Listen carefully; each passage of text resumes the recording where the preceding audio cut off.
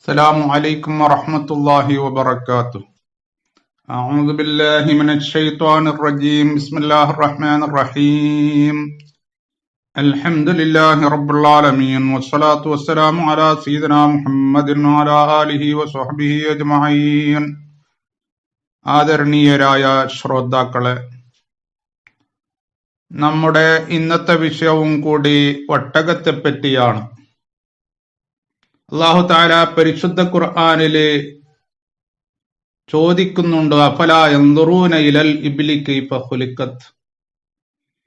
അവര് നോക്കുന്നില്ലേ, അവർ ചിന്തിക്കുന്നില്ലേ ഒട്ടകത്തെപ്പറ്റി, അതിന്റെ സൃഷ്ടിപ്പിനെപ്പറ്റി, അതിന്റെ ശരീരഘടന സ്ട്രക്ചറിനെ പറ്റി അവരൊന്ന് മനസ്സിലാക്കുന്നില്ലേ, പഠിക്കുന്നില്ലേ എന്നാണ് അള്ളാഹു ചോദിക്കുന്നത്. അവിടെ അള്ളാഹു പല കാര്യങ്ങളെപ്പറ്റിയും അള്ളാഹു പറഞ്ഞിട്ടുണ്ട്.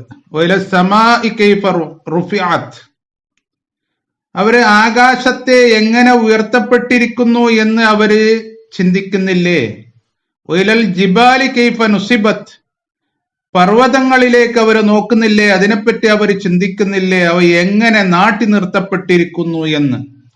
ഒയിലൽ അർളി കൈഫ സുത്തിഹത്ത്, അവർ ഭൂമിയിലേക്ക് നോക്കുന്നില്ലേ, അതിനെപ്പറ്റി ചിന്തിക്കുന്നില്ലേ, പഠിക്കുന്നില്ലേ, അത് എങ്ങനെയാണ് പരത്തപ്പെട്ടിരിക്കുന്നത് എന്ന്.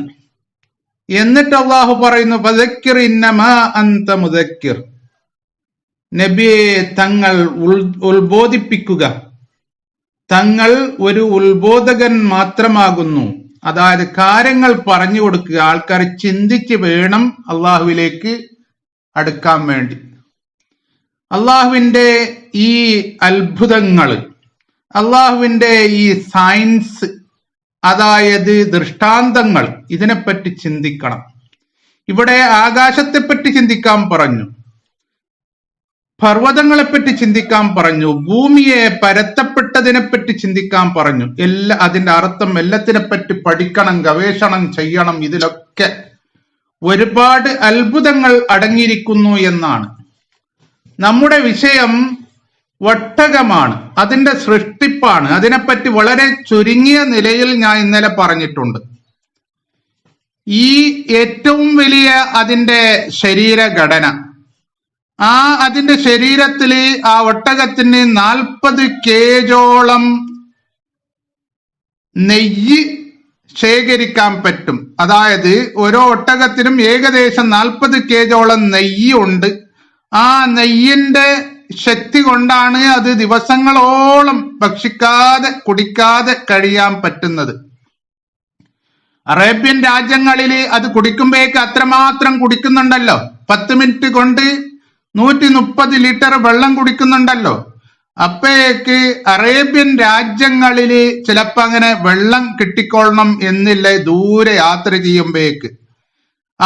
അപ്പോൾ അല്ലാഹു തആല അതിന് വേണ്ടുന്ന എല്ലാ സൗകര്യങ്ങളും അതിന്റെ ശരീരത്തിൽ വെച്ചിട്ടുണ്ട്. പിന്നെ ഇതില് യാത്ര ചെയ്യുമ്പോ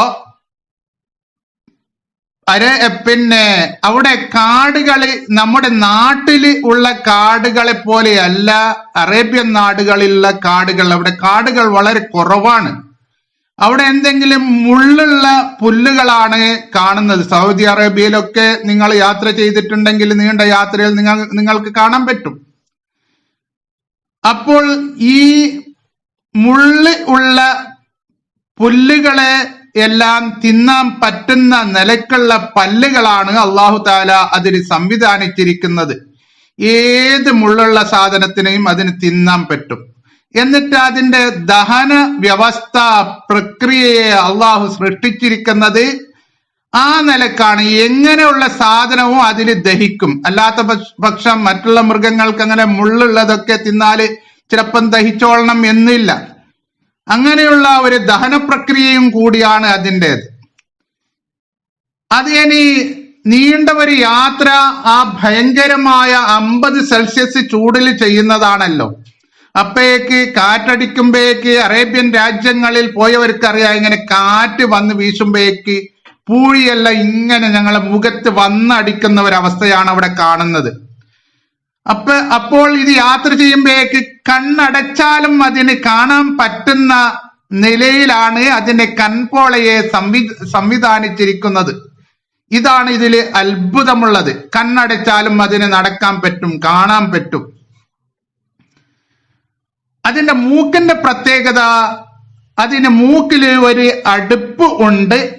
അത് ഈ പൂഴികൾ ഇങ്ങനെ വന്ന് കാറ്റത്തടിക്കുമ്പോഴൊക്കെ മൂക്കിന്റെ അകത്ത് പോകാതെ അത് അതിനെ തടഞ്ഞു നിർത്തുന്നു. അങ്ങനെയുള്ള ഒരു പ്രത്യേക സംവിധാനം അതിന്റെ മൂക്കിലുണ്ട്.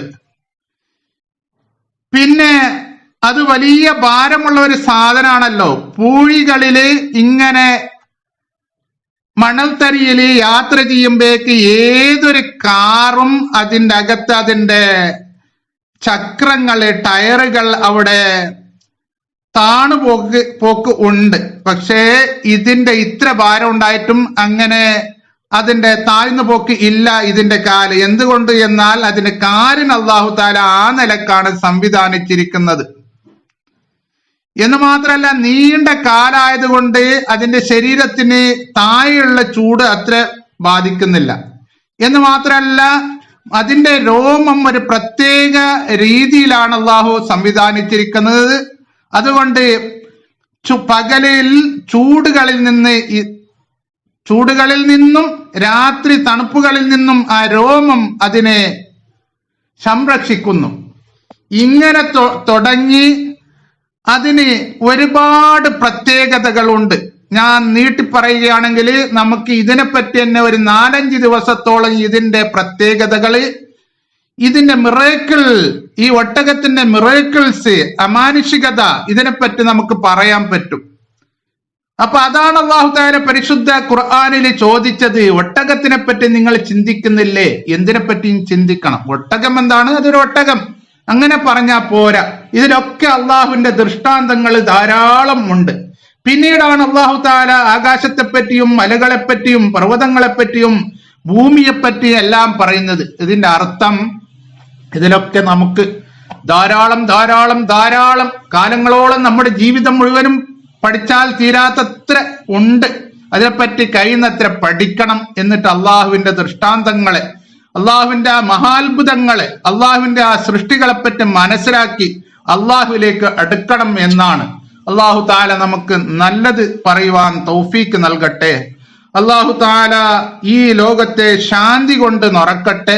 എല്ലാ ആൾക്കാരുടെ എല്ലാ വിഷമങ്ങളെയും അള്ളാഹു ഇല്ലാണ്ടാക്കട്ടെ. ആമീൻ. വആഖിറു ദഅവാനാ അനിൽ ഹംദുലില്ലാഹി റബ്ബിൽ ആലമീൻ. അസ്സലാമു അലൈക്കും വറഹ്മത്തുള്ളാഹി വബറകാതുഹു.